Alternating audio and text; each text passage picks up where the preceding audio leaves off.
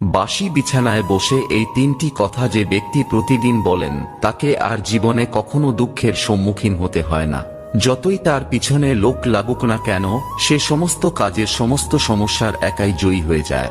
জানার আগে হে প্রভু, যে ভক্তরা লাইক করে কমেন্টে জয় শ্রী রাম লিখছে, তাদের তুমি সব বিপদে রক্ষা করো এবং সব সমস্যায় তাদের পাশে থেকো।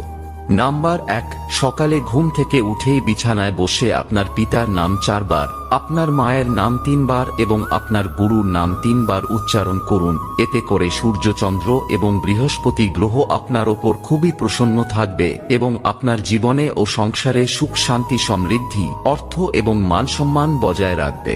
নাম্বার 2, সকালে ঘুম ভেঙে গেলে উভয় হাতের তালুতে চুম্বন করে আপনার ইষ্টদেবতাকে স্মরণ করুন। প্রতিদিন এটি করলে মা লক্ষ্মী, মা সরস্বতী এবং প্রভু শ্রীকৃষ্ণের আশীর্বাদ সদা আপনার ওপর বজায় থাকবে।